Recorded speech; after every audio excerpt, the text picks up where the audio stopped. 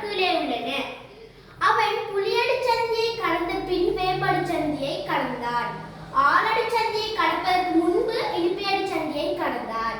அவன் இலிப்பியடி சந்தியை கடந்தது வேம்படி சந்தியை கடந்த பின்னராகும். அவன் மாலையில் பாடசாலையிலிருந்து வீட்டுக்கு திரும்பி வரும்போது கடந்து வந்த சந்திகளின் பெயர்களை ஒழுங்கில் எழுதுக.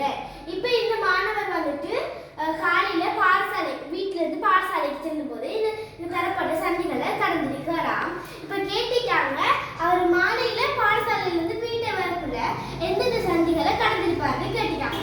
இப்ப முதலாவது சந்திக்கு அவன் புலியடி சந்தியை கடந்த பின் வேம்படி சந்தியை கடந்திருப்பார். அப்ப புலியடி சந்தி முதலாவதாக இருக்கணும். புலியடி சந்தியை கடந்த பின் வேம்படி சந்தி, அப்ப வேம்படி சந்தி இரண்டாவதாக இருக்கணும். அடுத்து வேம்படி சந்தியை கடந்தார். அடுத்ததாக தந்திக்கு ஆலடி சந்தியை கடப்பதற்கு முன் இலுப்பியடி சந்தியை கடந்தார். அப்ப இலுப்பியடி சந்தி இங்க இருக்கணும் மூன்றாவதாக.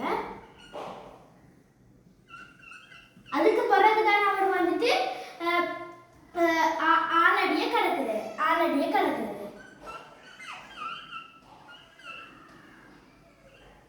இப்ப இது வந்துட்டு இடமிருந்து வலமாக வீட்டிலிருந்து பாடசாலைக்கு செல்லக்கூடிய. இப்ப வலமிருந்து இடமாக பாடசாலையிலிருந்து வீட்டுக்கு வரக்கூட.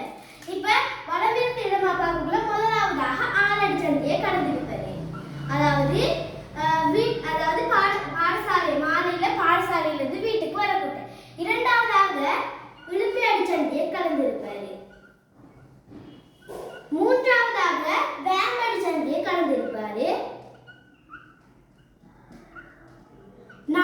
நான்காவதாக புலியடி சந்தியை கடந்திருப்பாரு.